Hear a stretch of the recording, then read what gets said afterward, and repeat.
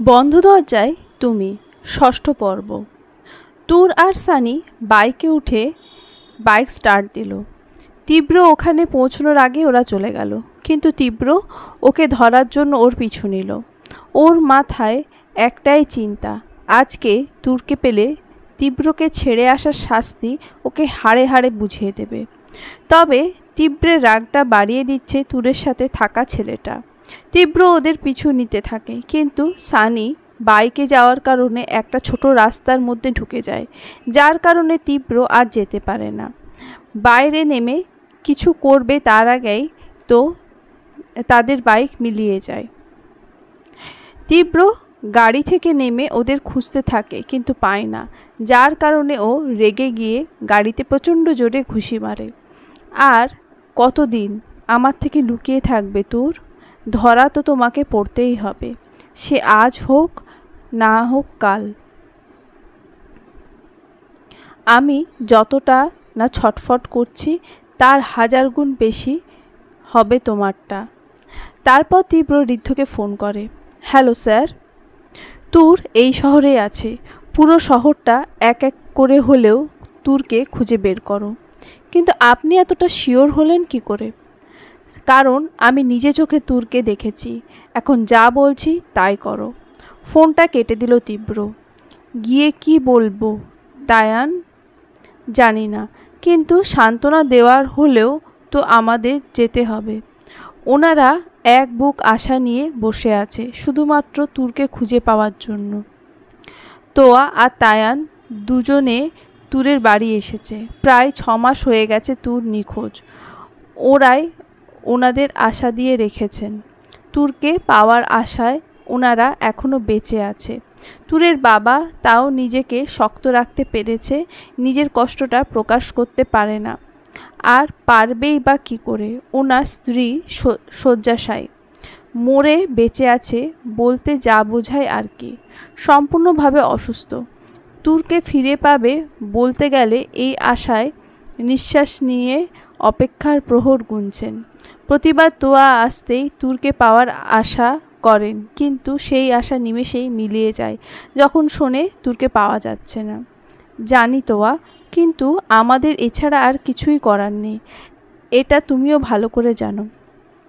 আমরা কোনো দিক দিয়ে ওকে খোঁজার বাকি রাখিনি। কথাটা শুনে তোয়ার মতো শক্ত মেয়েও কান্নায় ভেঙে পড়ে। তায়ান ওকে বুকে জড়িয়ে নেয়। প্লিজ তোয়া, তোমাকে শক্ত থাকতে হবে। তুমি যদি এভাবে ভেঙে পড়ো তাহলে ওনাদের কে সামলাবে? ওনাদের মনের জোর তো তুমিই তোয়া। আমি যে ক্লান্ত। 6 মাসে ওকে খোঁজার জন্য আমি কম চেষ্টা করিনি। আচ্ছা, এবার ভেতরে চলো। আচ্ছা তায়ান, আমরা যদি ওনাদের আমাদের সাথে আমাদের বাড়ি নিয়ে যাই ভালো হবে না? এখন তো চাচা অফিসে যান না, ওখানে সবার সাথে থাকলে যদি মন ভালো হয়। আমারও তাই মনে হয়। ওরা ভেতরে যায়। ওদের দেখে তুরের মা কান্নায় ভেঙে পড়ে। তুরের কথা জিজ্ঞেস করতে কিছু বলতে পারে না ওরা। সামনে কিছু না বললেও লুকিয়ে চোখের পানি ফেলতে থাকে তুরের বাবা। তারপর তোয়া ওনাদের নিজেদের সাথে নিয়ে যায়, কিন্তু ওনারা রাজি না। এক প্রকার জোর করে তোয়া আর তায়ান ওদের নিজেদের সাথে নিয়ে যায়। ওদিকে তীব্র অনেক দিন পর একটা দরকারি কাজে হাসপাতালে গেছে। অনেক দ্রুত ও নিজের কেবিনে গিয়ে কিছু একটা নিয়ে বেরিয়ে যায়। তীব্র কতটা টেনশনে ছিল সেটা অরুণের নজর এড়ায়নি। তীব্র বেরিয়ে যাওয়ার পর অরুণ ওর রুমে ঢোকে। তারপর তীব্রের কাগজপত্র নিয়ে ঘাটাঘাটি করতে থাকে, কিন্তু তেমন কিছুই খুঁজে পায় না। বড্ড বিরক্ত লাগে অরুণের। ও কেবিনেট থেকে বেরিয়ে যাবে ঠিক তখনই আসে তুষা। ওকে দেখে বেশ ঘাবড়ে যায় অরুণ। তুমি এখানে কি করছো অরুণ? তোমার ডক্টর রায়ান কি করতে এসেছিল তাই জানতে এসেছি। সমস্যা কি তোমার অরুণ? সব সময় তুমি ওর পেছনে পড়ে থাকো কেন? অরুণ চুপ করে দাঁড়িয়ে আছে। কি হলো, কথা বলছো না কেন? ওর সাথে তোমার সমস্যা কি? তুমি আমাকেও ওর পাশে সহ্য করতে পারো না কেন অরুণ? কারণ আমি চাই না ওর জন্য তোমার কোনো ক্ষতি হোক। এনাফ ইজ এনাফ অরুণ। তুমি আমাকে ভালোবাসো তার মানে এটা নয় তুমি ওর ব্যাপারে বাজে কথা বলতে পারো। আমরা সবাই একসাথে কয়েক বছর যাবৎ আছি, আর তুমিও। হ্যাঁ, আর তাই আমি তোমার চেয়ে ওকে ভালো করে চিনি। ও যে কী করতে পারে তা আমি ধারণাও করতে পারি না, আর তার জন্যই আমি তোমাকে ওর কাছাকাছি দেখতে পারি না। তুষাকে শক্ত করে ধরে এটা দেখে তুষা অবাক হয়ে ওর দিকে তাকায়, তারপর অনেকটা অবাক চোখেই ওকে বলে, পাগল হয়ে গেছো তুমি অরুণ? ও তোমার চেয়ে অনেক বেশি সাফল্য পেয়েছে বলে হিংসা করো তুমি ওকে, আর তাই ওকে সহ্য করতে পারো না? কথাটা বলে বেরিয়ে যায় তুষা। অরুণ ওকে ডাকলেও ও শোনে না। তোমরা ওকে এখনও চিনতে পারোনি, তাই এমনটা বলছো। যদি জানতে তাহলে এমনটা বলতে পারতে না। ও নিজে যতটা নর্মাল দেখানোর চেষ্টা করুক না কেন, আমি জানি ও নর্মাল নয়। একটা নর্মাল মানুষের ভাবনা, চিন্তা, বিহেভ এরকম হবে না।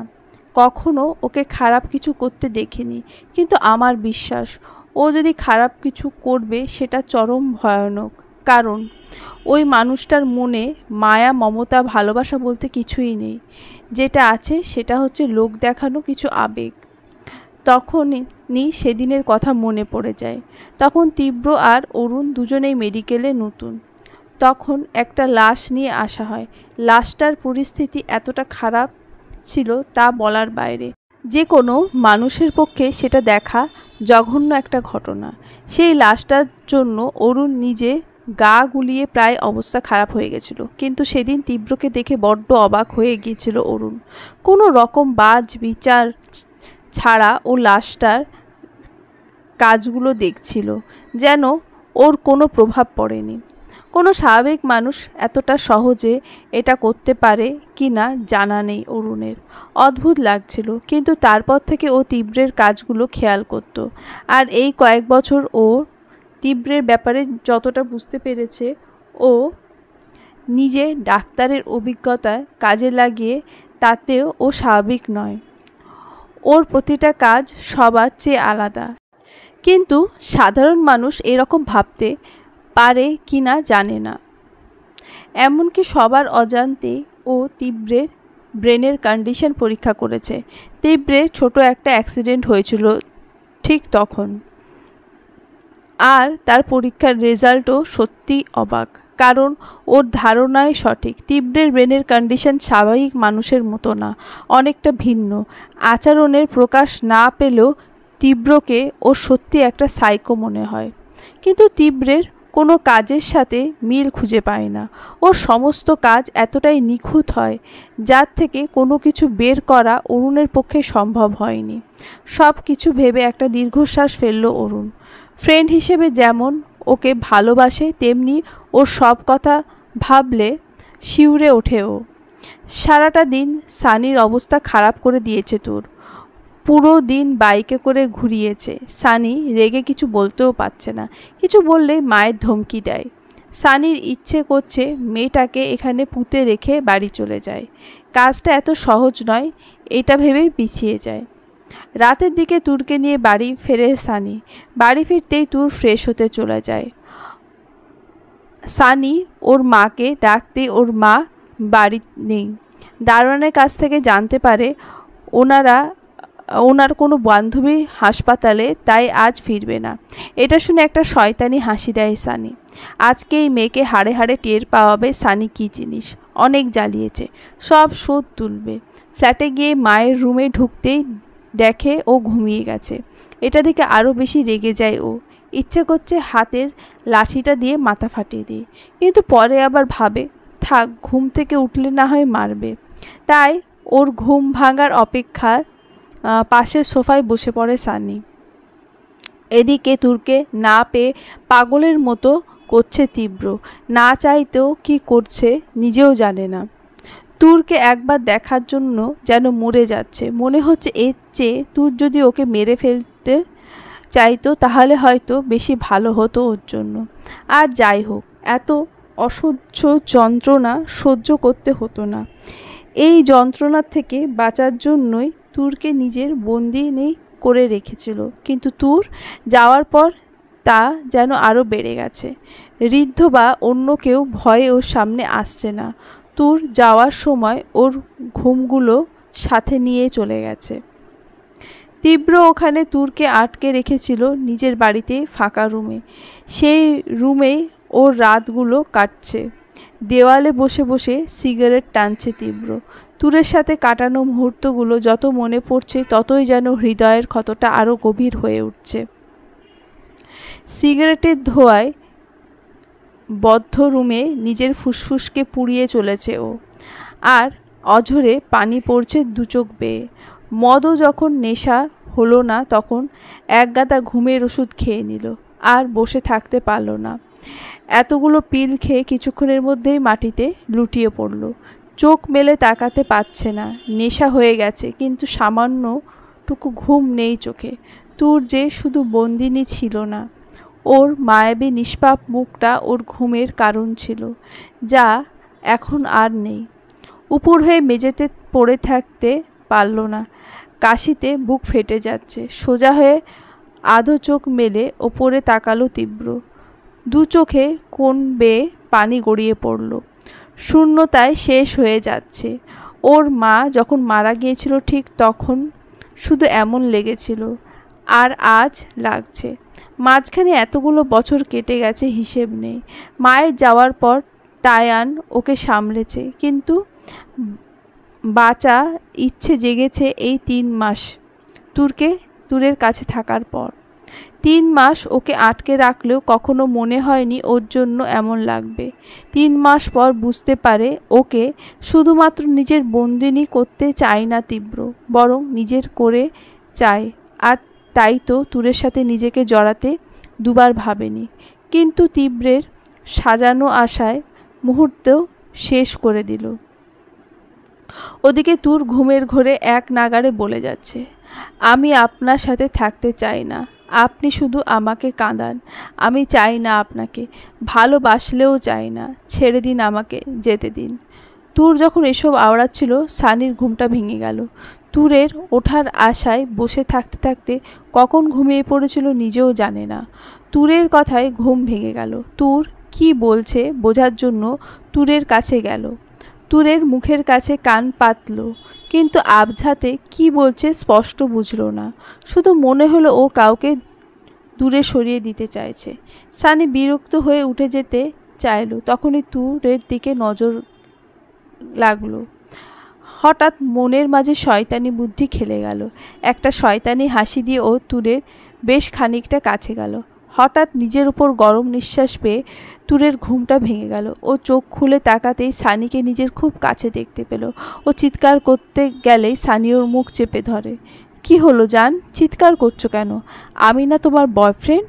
বয়ফ্রেন্ড কাছে আসলে বুঝি এমন করতে হয়? তুর ভয়ে চুপসে গেছে। আশেপাশে আন্টিকে দেখতে পাচ্ছে না। কান্না করেই যাচ্ছে। হুশ, একদম চুপ, নইলে কিন্তু মেরে ফেলবো। প্লিজ এমন করবেন না, আমার কাছে আসবেন না। কাঁদতে কাঁদতে দূরে সরতে চাইল, কিন্তু সানি ওর হাত বিছানায় চেপে ধরল। তা কেন গো? যাকে বিএফ করে মরো সে কাছে আসলে দূরে যেতে কেন বলছো? বলেই তুরের দিকে এগিয়ে যায়। তুর নিজেকে ছাড়ানোর চেষ্টা, অন্যদিকে ফিরে খুব জোরে একটা চিৎকার করে। তীব্র, আপনি কোথায়? তুরের চিৎকার শুনে সানি ওকে ছেড়ে দেয়। আর তুর গুটিসুটি মেরে বিছানার এক কোণে বসে কাঁপতে থাকে। এটা দেখে সানি পানির গ্লাস এগিয়ে দেয়। তুর না ধরলে একটা ধমক দেয়, আর তুর সাথে সাথে এক নিমেষেই পানিটা খেয়ে নেয়। সানি ওর হাত থেকে গ্লাসটা নিয়ে টেবিলে রাখে, আবার গিয়ে সোফায় বসে হাত ডলতে থাকে। রাগে গা জ্বলে যাচ্ছে ও। আর এদিকে তুর কাঁদতে থাকে। আরে ও মিস ড্রামা কুইন, তাড়াতাড়ি কাঁদুন, আমার কিছু প্রশ্ন আছে। কিন্তু তুর কেঁদেই চলেছে। এটা দেখে সানির রাগ আরও বেড়ে যায়। মাইয়া, তোরে তো আমি যেই লাঠিটা নিয়ে আসছিল সেই লাঠিটা নিয়ে তুরের কাছে যায়। ওই কাঁদ না, থামা, নইলে আজকে শালা তুই আমারে যত প্যারা দিয়েছিস। আমার কোনো গার্লফ্রেন্ডকে আমি এত সহ্য করেছি কিনা জানি না। কিরে বলবি? আবার মারতে গেলে তুর ভ্যা ভ্যা করে কেঁদে দেয়। শালার এই মাইয়াগুলোর সমস্যা কোথায়? কোনো কথা সোজাভাবে শুনতে চায় না। ওই থাম থাম বলছি। তুর এবার কিছুটা শান্ত হয়। এটা দেখে সানি চেয়ার টেনে ওর সামনে বসে। এবার বল তোর নাম কি, আর ওই তীব্রই বা কে? আর মরার জন্য বিয়ের সাজে আমার গাড়ির নিচে আসলি কেন? জানিস তুই মরলে কি হতো? কিরে বল। তোর কি বলবে ভেবে পাচ্ছে না। এই দেখ আমি জানি তুই নাটক করছিস। তোর মেমোরি ফিরে এসেছে। কারণ যতই তুই আমারে বিএফ করো না কেন, আমারে জ্বালাইয়া মারলেও আমার হালকা টাচও করো না। এবার তুই মুখ খোল। সরি সানি ভাই, ইটস ওকে। কিন্তু ভাইয়া টাইয়া বলিস না, কোনো মাইয়া বলে না, তাই শুনতে কেমন জানি লাগে। আচ্ছা এবার বল তুই কে? আর এই তীব্র কি তোর বিএফ? আর বিয়ের দিন কি পালাইছিলি নাকি? বাড়ি না গিয়ে আমার মাথা খাস কেন? এটা শুনে তুর কাঁদো কাঁদো মুখে বলে, আমার নাম তুর। আসলে আমার বাড়ির পাশে একটা বখাটে গুন্ডা আমাকে বিয়ে করতে চাইতো। আমি রাজি হইনি, তাই 6 মাস আগে আমাকে কিডন্যাপ করে আমাকে বিয়ের জন্য রাজি করাতে চায়। আমি রাজি হই না, তাই আটকে রেখেছে। তাই সেদিন বাধ্য হয়ে বিয়েতে রাজি হওয়ার কথা বলে সুযোগ বুঝে পালায়। আর তখনই আপনার গাড়ির সামনে। তো তোর সাথে খারাপ কিছু করেছিল নাকি? আরে না, বেচারা এই দিক থেকে ভালোই ছিল। আমি রাজি হওয়াতে এত খুশি হয়েছিল যে আমি কখন পালাইছি বুঝতে পারে না। ও তার মানে বেচারা গুন্ডারে ছ্যাঁকা দিলি? বেচারা, ইস, ও যে আমারে 6 মাস আটকে রেখেছে তার বেলায় ভেঙচি কেটে বলল তুর। এই তুই আবার কথা কস? আবার মারতে যাই? মাইয়া বদমাইশ একটা পোলারে ধোকা দিয়ে মজা হইতেছে। যদি আটকায়া না রাখতো আমি নিজে গিয়া তুলে দিতাম। সে যাই হোক, এই তীব্র কে তোর বিএফ? না তাহলে কি? তোর চুপ। ওই চুকলির বাচ্চা, কথা ক। এই চুকলি কিসের নাম? দুনিয়ায় কোনো নাম ছিল না? আরে ছেমড়ি, তোরে পারলে বুড়িগঙ্গায় ডুবে দিই, আবার নাম। সে যাই হোক, আমি চুকলি ডাকতাম। এবার বল তীব্রকে? আমার ক্রাশ। আর বলবেন না আমি ওই ছেলেটার জন্য পাগল ছিলাম। যেদিন ব্যাটারে প্রপোজ করমু সেদিন গুন্ডা আমারে তুলে নিয়ে গেছে গো। ও থাম তাহলে। আচ্ছা তাহলে আমার বাসায় কেন? আসলে আমার বাসায় গেলে যদি জানায়া যায়, তাই আপনার বাসায় থেকে গেলাম। প্রথমে ভয় লাগলেও আন্টিকে দেখে নিশ্চিত হলাম। সেটা ঠিক, কিন্তু তোকে আমার বাসায় রাখা যাবে না, নইলে আমার মা, আমার বাচ্চা কাচ্চার মা তোকে বানাইয়া ছাড়বে। যা, আমি চাই না। যাই হোক, আমি এখন যাই। আচ্ছা, আর ওই চুকলি, তোর কোনো আত্মীয় স্বজন নেই যার কথা ওই গুন্ডা জানে না? আমার চাচা, ওনার বাসা। তাহলে রেডি হ, কাল দিয়ে আসবো। আচ্ছা। সানি যেতেই তুর নিশ্চিন্তে মনে শুয়ে পড়ল। সরি সানি, আমি মিথ্যে কথা বলতে চাইনি, কিন্তু সত্যিটা বলতে পারবো না। আমার বাসায় গেলে তীব্র আমাকে খুঁজে পাবে না। সে তো হোটেল থেকে আমাকে কিনে নিয়ে গেছিল। সে কি করে জানবে আমি কোথায় থাকি? কিন্তু আমি বাড়ি কিভাবে ফিরবো তাই বুঝতে পারছি না। কি বলবো আমি তাদের? তাদের মেয়ে বাধ্য হয়ে নিজের সম্মান হারিয়েছে। যাই হোক, আগে তোয়া আপুর সাথে কথা বলতে হবে। জানি না বাবা মায়ের কি অবস্থা। চোখ বন্ধ করতেই সানির তখনকার কথা মনে পড়ে গেল। মুহূর্তে সব কিছু ধোঁয়াশা হয়ে গেল। ও উঠে বসে কাঁপতে লাগলো। যে লোকটা ওর এত বড় ক্ষতি করলো, ওর সম্মান নষ্ট করলো, ভয়ে কিনা সে ওই লোকটাকে ডাকলো আরেকজনের হাত থেকে নিজেকে বাঁচানোর জন্য। কি করলো না করলো সে ভেবেই রাতটা কেটে গেল। সকালবেলা তুর আর সানি সব কিছু রেডি করে নিয়েছে। তখনই ওর মা আসে। কিরে, কোথায় যাচ্ছিস ওকে নিয়ে? পরে সানি ওর মাকে সবটা বুঝিয়ে বলল। তুর চলে যাবে ভেবে খুব কষ্ট পেয়েছে। একদম নিজের মেয়ে করে রেখেছিলেন। নিজের মেয়ে ভেবে রেখেছিলাম। ভুলে যাস না আমাকে, মাঝে মাঝে আসিস। আর হ্যাঁ, তুই যদি চাস আমি তোর মা বাবার সাথে কথা বলবো তোকে যাতে সানির বউ, আমার সানি ভালো ছেলে মা। তারপর ওরা বিদায় নিয়ে চলে যায়। যাবার সময় প্রচণ্ড কাঁদে তুর নিজেও। তারপর বিদায় নিয়ে চলে আসে গাড়িতে বসে। সানি মা জাতি কত অদ্ভুত তাই না? নিজের সন্তানের প্রশংসায় পঞ্চমুখ। ওই চুকলি, এত ইমোশনাল কথা বলিস না, এমনি প্যারায় আছি। তারপর ওরা তুরের চাচার বাড়িতে যায়। সেখানে গিয়ে দরজায় নক করতেই সবাই অবাক হয়ে যায় ওকে দেখে। ওর বাবা মাকে খবর দিতেই ওনারা তৃষ্ণার্ত পথিকের ন্যায় তুরকে দেখতে আসে। মেয়ের গালে কপালে অসংখ্য চুমু এঁকে জড়িয়ে কান্না করে দেয়। তাদের সাথে তুর নিজেও কান্নায় ভেঙে পড়ে। আর 6 মাস বাদে বাবা মায়ের সাথে দেখা। তখনই খুব জোরে একটা আওয়াজ হয়, কেঁপে ওঠে সবাই। শব্দটার দিকে তাকাতেই দেখে ওর চাচা মানে তোয়ার বাবা রাগে ফুঁসছে। আর সানি গালে হাত দিয়ে অবাক চোখে একবার তুরের আর একবার ওর চাচার দিকে তাকালো। অসভ্য ছেলে একটা, মেয়েকে বাড়ি থেকে পালিয়ে যাওয়ার জন্য কিডন্যাপ করা, এত সাহস! সানি আর তুর দুজনেই অবাক ওনাদের কথা শুনে। আর ননি আর নিমিকে দেখে আরও অবাক, কারণ ওদের 3 জনকে নিয়ে যাওয়া হয়েছিল। শুধু কিছুই বুঝতে পারছে না। তবে ও চাচার কথায় বুঝতে পারছে সানিকে ওরা তুরের সেই বিএফ ভাবছে। মনে মনে ভাবছে, শালা ওই মাইয়ার কথার সাথে এদের তো কোনো মিল নাই। মাইয়া বলতাছে তুইলা নিয়ে গেছে, আর ওনারা বলতাছে আমি পালাইয়া গেছি। ব্যাপারটা কি?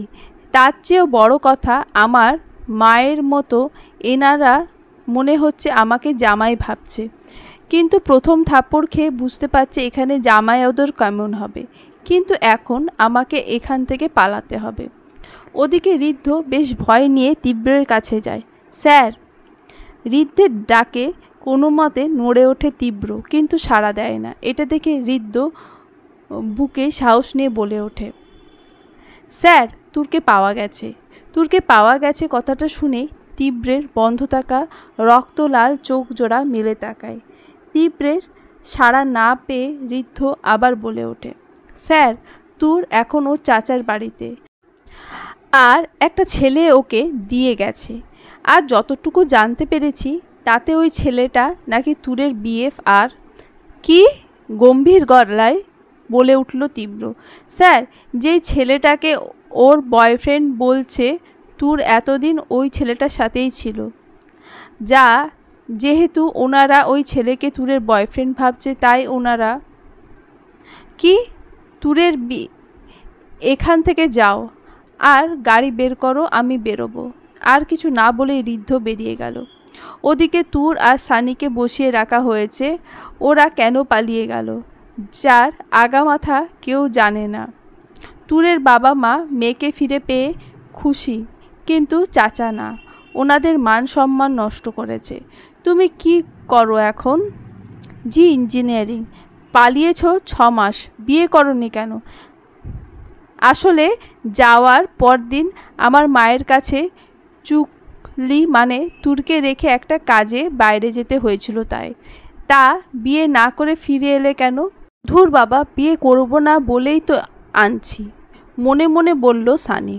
আসলে আমি তো চাইছিলাম, কিন্তু তুর আপনাদের চাই তাই না তুর? মাথা নাড়াই তুর। তাহলে এখন বিয়ে করবে তুরকে? বিষম খায় সানি। আর তুরের তো যেন দম আটকে আসছে। আসলে আমার ইঞ্জিনিয়ারিং শেষ করতে এখনও 6 মাস টাইম লাগবে তো। আচ্ছা। হাঁফ ছেড়ে বাঁচল দুজন। সানি কোনো মতে বেড়ায়। এখানে এসে যা বুঝলো, কেউ ওকে মানুষ বলে গণ্য করতে চাইছে না। বেজায় রেগে গেছে। ও এখনই চলে যাবে, কিন্তু তার আগে তুরের সাথে কথা বলাটা জরুরি। কিন্তু কোথায় তুরকে পাচ্ছে না। পরে একজনের কাছে জানতে পারে তুর তোয়ার রুমে। ও গিয়ে রুমে ঢুকতেই তোয়া হকচকিয়ে যায়। তারপর ওকে দেখে বেরিয়ে যায়। তুর জানালার সামনে বসেছিল। সানি ওর কাছে যায়। দেখ চুকলি, আমি আর পাচ্ছি না, অনেক হেল্প করেছি, বিশ্বাস কর আমি আর পারবো না। ওর সিনিনের বাবাও আমাকে দেবে না। আমি এই মুহূর্তেই চলে যাব, তাই বলতে এলাম। চলে আসতে নেয় সানি। ধন্যবাদ সানি, আমার জন্য এতটা করেছেন তাই।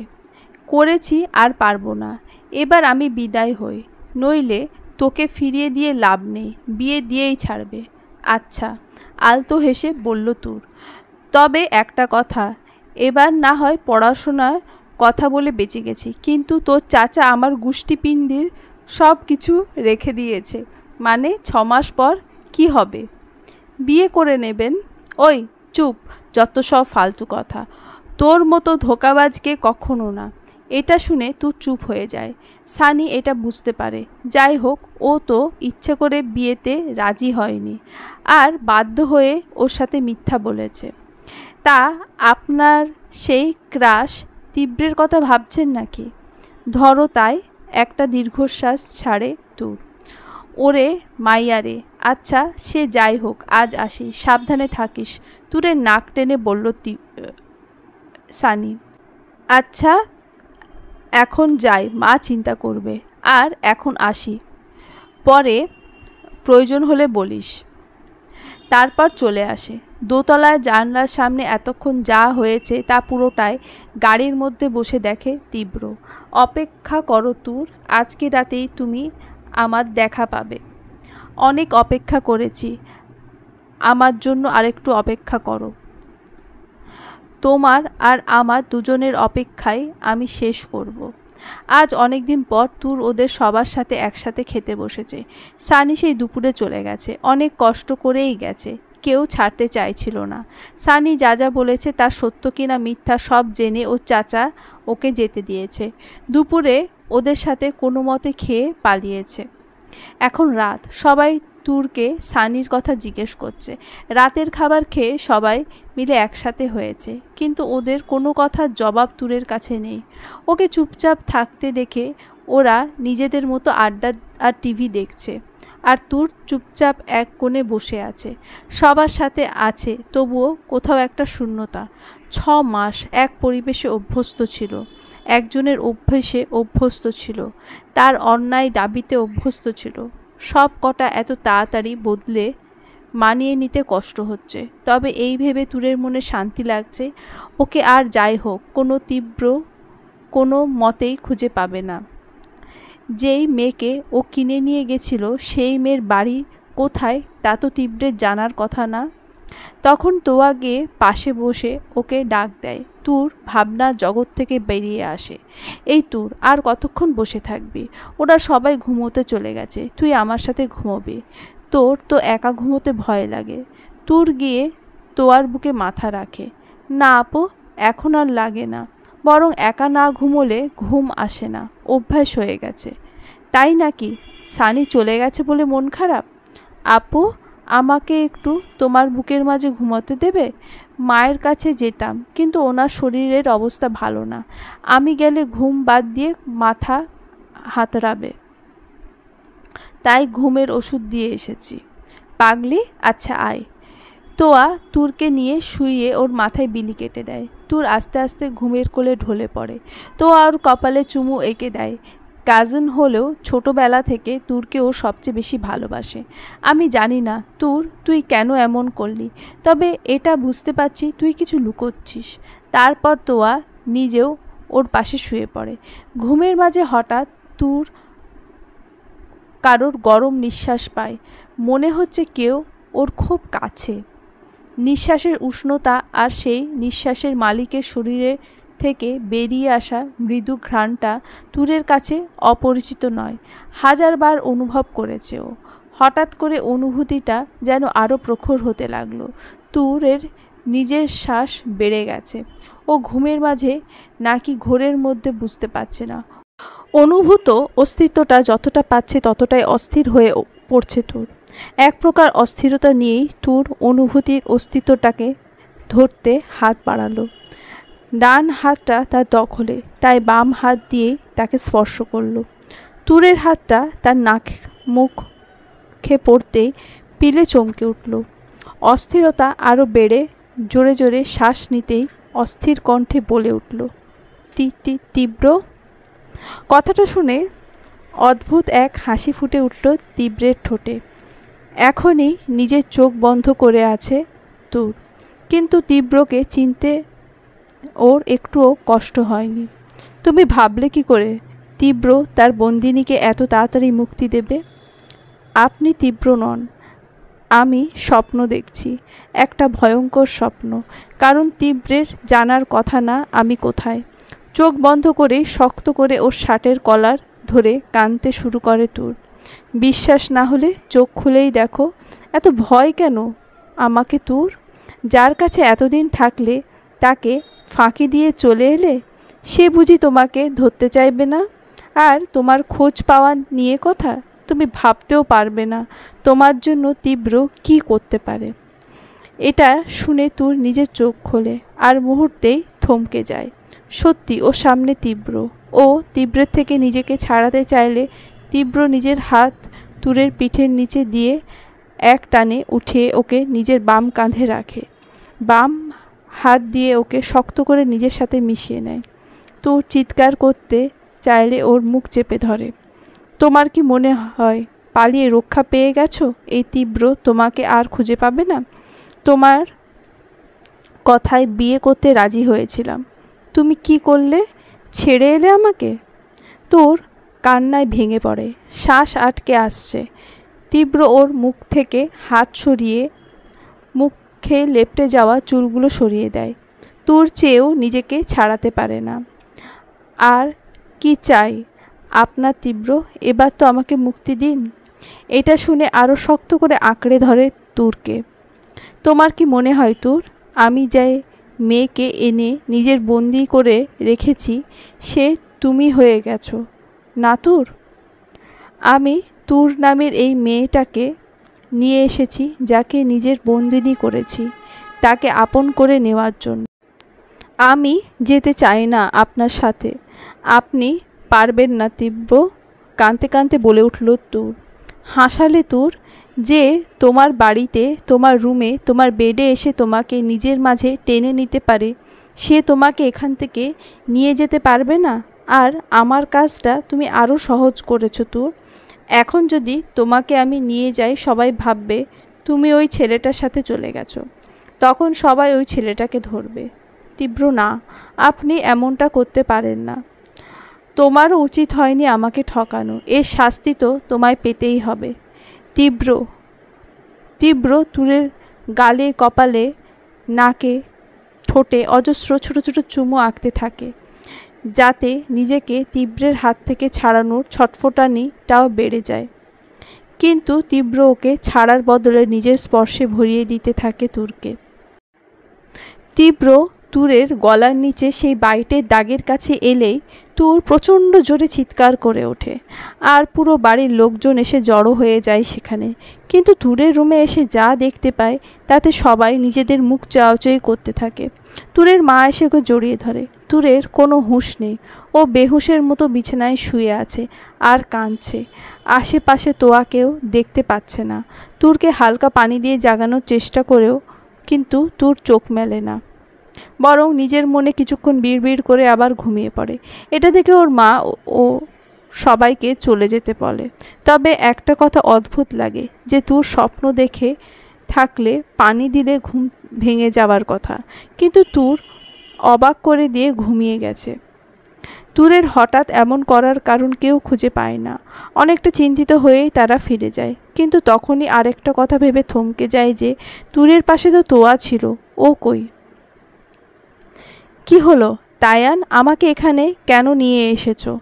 এতদিন পর তুর বাড়িতে এসেছে, অথচ আমি ওকে একা ফেলে তোমার সাথে বসে আছি। আমি কি করব আমি তো নিজেই জানি না। আমাকে ঋদ্ধ তোমাকে নিয়ে আসতে বলেছে। আমি আসতে চাইনি। তুমি জানো বাসায় এটা নিয়ে কি হতে পারে? কি আর হবে, আমাদের বিয়ের ডেট ফিক্সড করে দেবে, সেটা আরও মজা, তাই না বলো? তায়ান, দিন দিন তুমি রোম্যান্টিক হয়ে যাচ্ছি, তাই না? তোমার মনের মতো। চুপ, একদম চুপ। এখন তাড়াতাড়ি বলো, আমাকে বাড়ি ফিরতে হবে। তুর একা আছে। কেউ একলা নেই ভাবিজান, ঋদ্ধ বলে উঠল। আমাদের এখানে কেন নিয়ে এসেছো? তাও আবার এত রাতে? আমার বাসায় জানলে কি হতে পারে সেটা তোমাকে আশা করি বোঝাতে হবে না ঋদ্ধ। চিল ইয়ার, এত লুকিয়ে লুকিয়ে প্রেম করা যায়? করলে আমার মতো করে করবা। ঋদ্ধ বলে উঠল। হ্যাঁ, তো তার মতো করে প্রেম করব যে ব্রেকআপের ভয়ে কান্না করে পাগল হয়ে যায়। তায়ান বলল। দেখো তায়ান ভাই, আর যাই বলো না, আমার ব্রেকআপ নিয়ে কোনো কথা বলবে না, মুখ ফুলিয়ে বলল ঋদ্ধ। সে অধিকার আমি কাউকে দিইনি। আচ্ছা যাই হোক, আমাদের এখানে আসতে বলেছ কেন? বলেছ তাই বলো। আসলে স্যার আপনাদের দুজনকে কিছু দিতে বলেছিল, আর সেটা দিতে এসেছি। ঋদ্ধ, এটা তো কাল সকালে দিলেই পারতে। তোয়া বলল। হ্যাঁ পারতাম, কিন্তু আপনারা তো জানেন আমি নিজের এক্সাইটমেন্ট ধরে রাখতে পারি না। আপনাদের জিনিস আমি যাতে খুলে না ফেলি, তাই এখন দিয়ে গেলাম।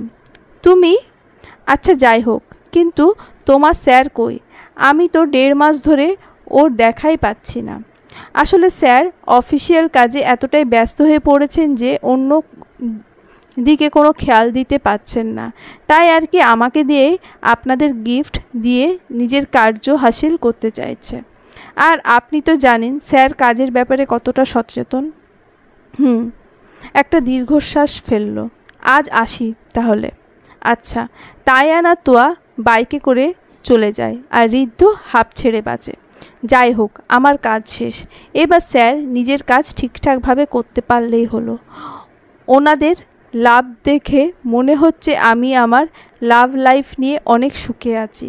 আমার গার্লফ্রেন্ড ব্রেকআপ করতে চাইলেও এত প্যারা তো দেয় না বাবা।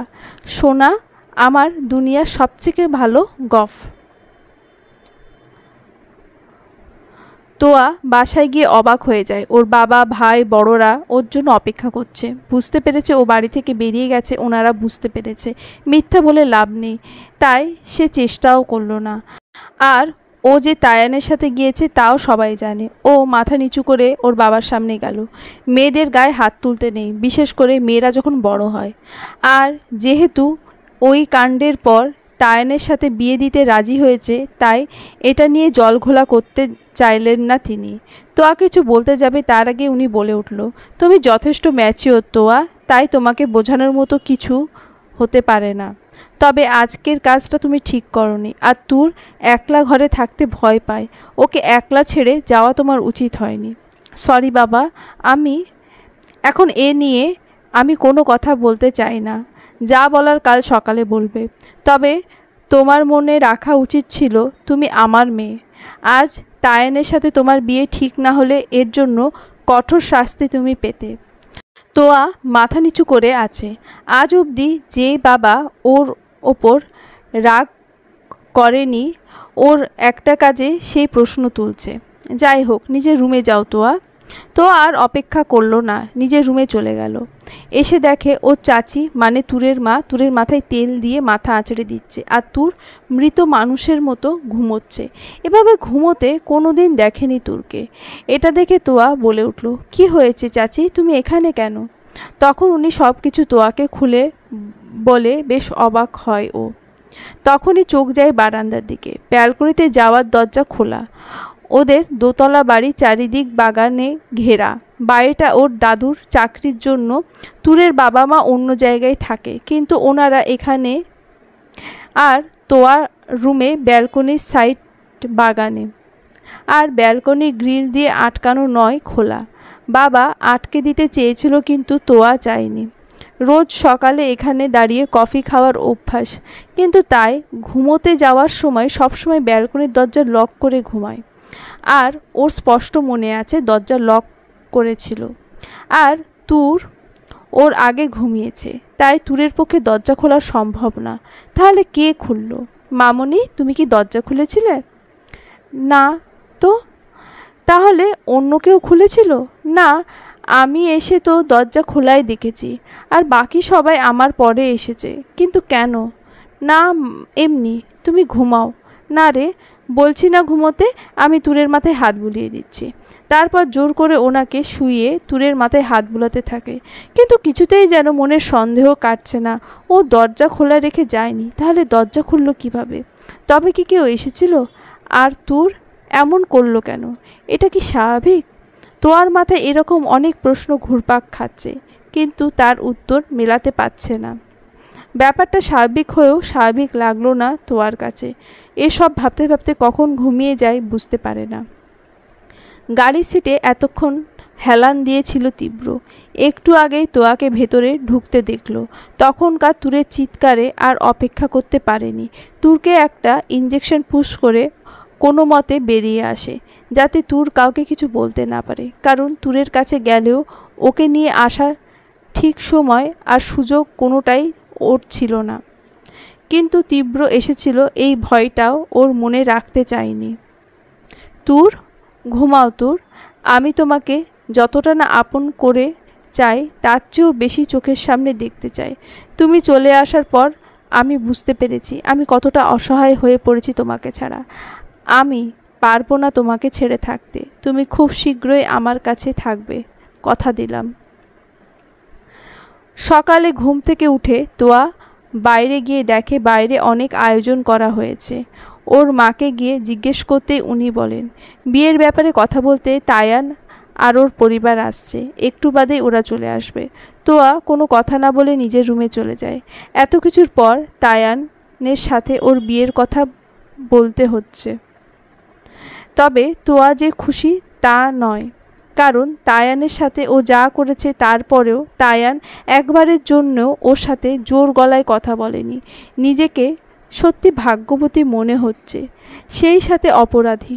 মাঝে মাঝে ও এটাই বুঝে উঠতে পারে না তায়ান ওকে এতটা ভালোবাসে কেন। ভার্সিটির প্রথম থেকেই তায়ানকে ওর ভালো লাগতো। শান্ত শিষ্ট মিষ্টভাষী ছিল তায়ান। সব সময় নিজের কাজে নিয়েই ব্যস্ত থাকতো। ওকে কেউ খারাপ কিছু বললেও কোনো দিন কারোর সাথে রাগ করেও কথা বলেনি তায়ান, বরং মিষ্টি হাসি দিয়ে সবার মন জয় করে নিত। এক কথায় ছেলে মেয়ে সবার সম্মানের ছিল তায়ান। তোয়াকে তায়ান প্রপোজ করেছে তা না, তোয়া নিজেই ওকে নিজের মনের কথা বলেছে। তায়ান প্রথমে না করলেও নিজের জেদে বাধ্য করেছে ওকে ভালোবাসতে। সেই ছেলেকে যখন অপমান করে বের করে দিয়েছে তখন তায়ানের একটাই কথা ছিল, ভালোবাসি তোমায়, যদি পারো ফিরে এসো। যতদিন অন্য কারোর না হবে ঠিক ততদিন অপেক্ষায় থাকবো তোমার। এই কথাটা সেদিন তোয়ার রাগটা আরও বাড়িয়ে দিয়েছিল, যার ফলস্বরূপ হসপিটালে ছিল তায়ান। কিন্তু আজ নিজের সবটা কর্ম তোয়ার মনে পড়লেও তা যেন তায়ানের মনে নেই। তোয়া ফিরে আসলে শুধু এটাই বলেছিল, ভুল করেছিল, শুধু ভুল বুঝতে পেরে ক্ষমা চাইলে মাফ করব না। এটা ছিল তায়ানের কাছে বাধা পড়ার কারণ। ক্ষমা শব্দটা দিয়ে মানুষ কতটা নিচু হতে পারে তা তায়ান বুঝিয়ে দিয়েছে। নিজের কাছে লজ্জিত আজ তোয়া, কিন্তু তায়ানের কাছে এখনও তার নিষ্পাপ তোয়াই রয়ে গেল। ওর জায়গায় অন্য কেউ হলে কি এমনটা করত? যাই হোক, তোয়া শাওয়ার নিয়ে রেডি হয়ে বাইরে যেতেই দেখে ওরা চলে এসেছে। তোয়া চোখে চোখ পড়তেই তায়ান মৃদু হেসে দেয়, যাতে নিজের অজান্তেই নিজের চোখ নামিয়ে নেয় তোয়া। তোয়া আর তায়ানকে একপাশে বসিয়ে ওনারা বিয়ের দিন তারিখ ঠিক করে। বরাবরের মতোই তায়ানের চোখ তোয়ার মাঝেই আটকে গেছে। আর এই প্রথম তায়ানের জন্য লজ্জা পাচ্ছে তোয়া। দুই পরিবারের সম্মতিতে ওদের বিয়ে ঠিক করা হয়। সামনের শুক্রবার ওদের বিয়ে ঠিক করা হয়। যেহেতু একবার বিয়ে ভেঙেছে তোয়ার, যদিও তোয়া বিয়ের মুহূর্তে নিজেই বিয়েটা না করে দেয় বেঁকে বসেছিল, আর ওকে মানানো সম্ভব না, তাই কেউ জোর করেনি। তাই এবার তাড়াতাড়ি বিয়ে দিতে চায় ওর বাবা। সবাই এ নিয়ে খুব খুশি। তায়ান গিয়ে তোয়ার কাছে জিজ্ঞেস করলো, এবার আমাকে বিয়ে করবেন? না করলে বলে দিন, কষ্ট করে আসবো না। তখনই তোয়া তায়ানের পেটে খুব জোরে একটা চিমটি কাটে বলে, এই কথা বললে এখানেই মেরে ফেলবো। আচ্ছা আচ্ছা আচ্ছা, তুর কই? আসলোই তো, ও রুম থেকে এসেছে অনেক আগে। তাহলে এখনও ওঠেনি? ঘড়িতে 12টা বাজে। সে যাই হোক, ভেবেছিলাম মেয়েটাকে ওই খারুসের বউ করব, যাতে ওর নিরামিষ জীবনটা একটু রসালো হয়। তা আর হলো কই?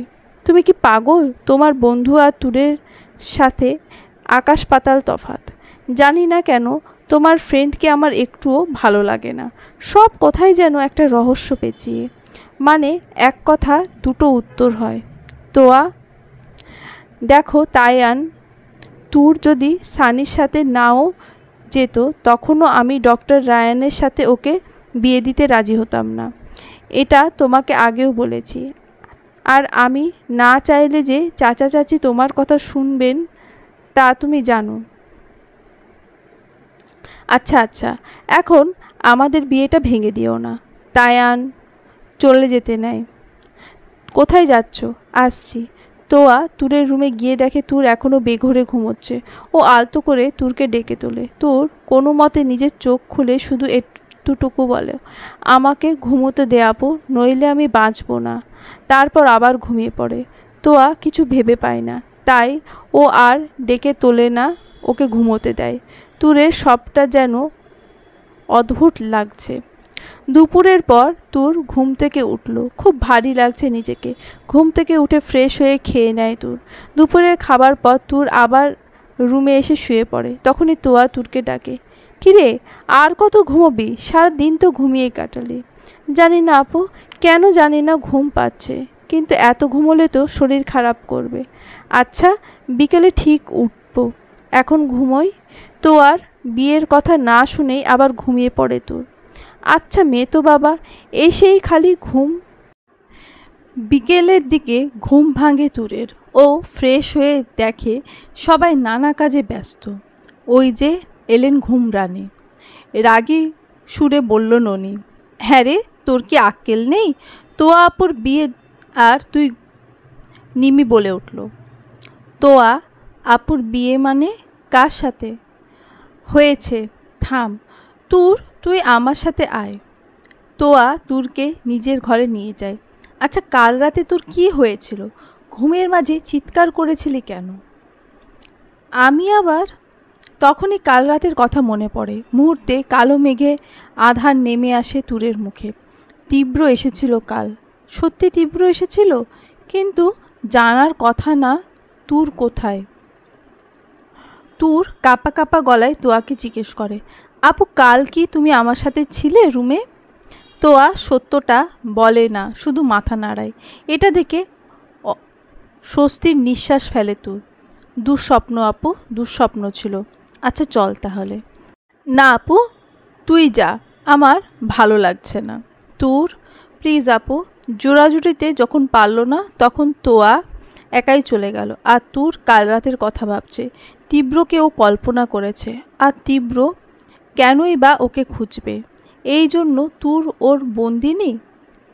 সেটা তো অন্য কাউকেও করতে পারে। কিন্তু একটা কথা তুরের মাথায় কিছুতেই আসছে না, তীব্র এত কিছুর পর ওকে বিয়ে করতে কেন চাইল?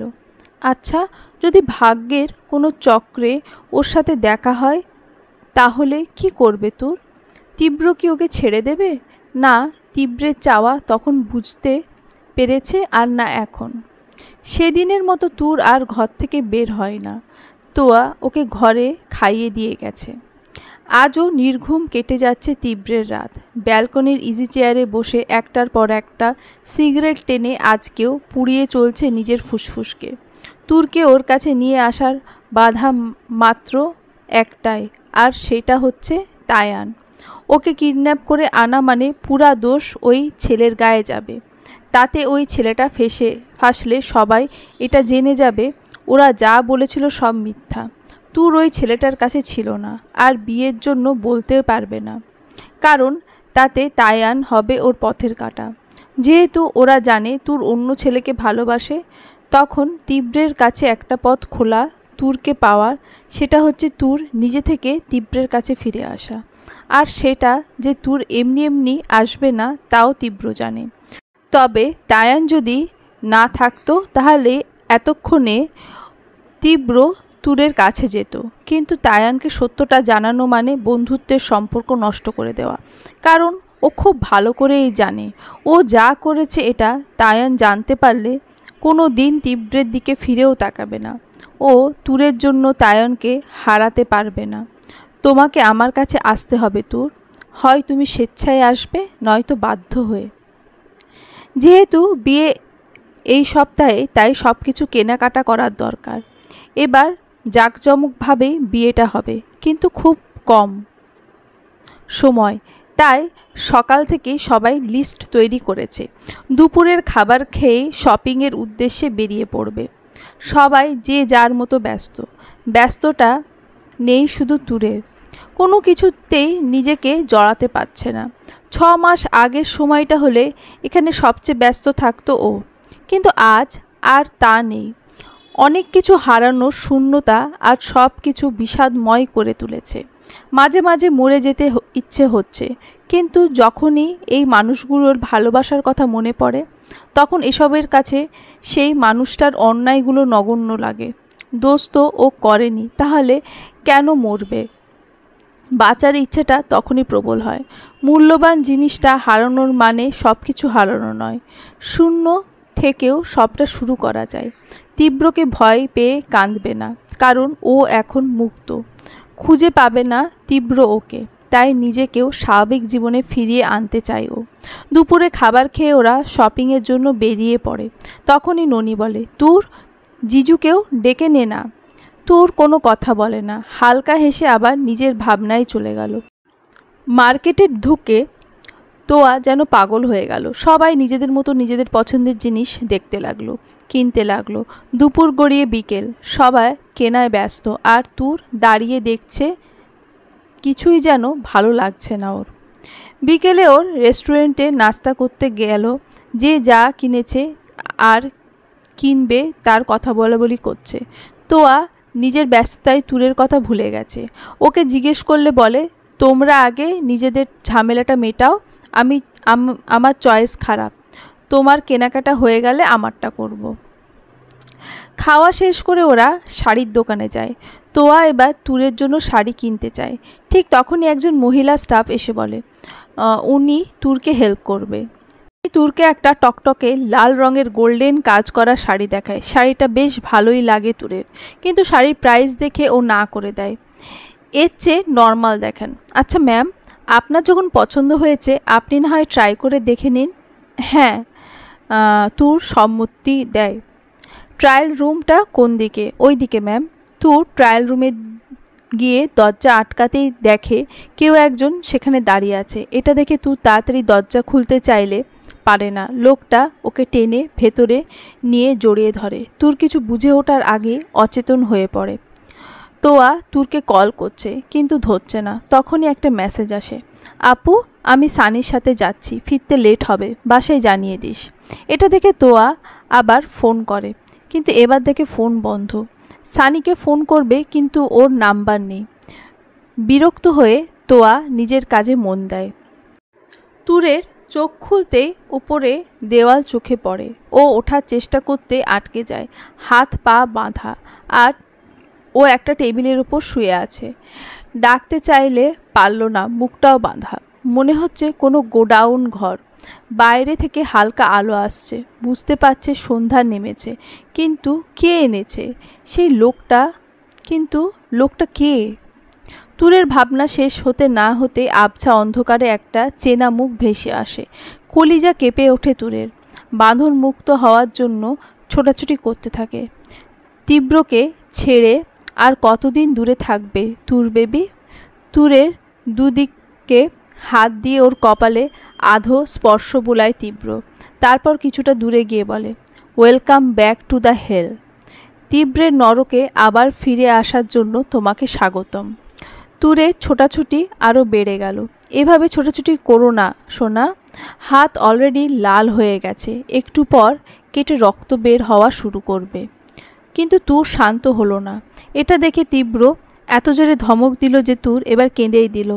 হালকা হাসলো তীব্র, তারপর ওর গাল খুব জোর করে চেপে ধরল। এটাই আমাকে ধোকা দেওয়ার আগে ভাবা উচিত ছিল। আমার কাছে ধরা পড়লে তোর কি হাল হতে পারে। তুই তীব্রকে ধোকা দিয়েছিস, এবার তার শাস্তিও পাবি।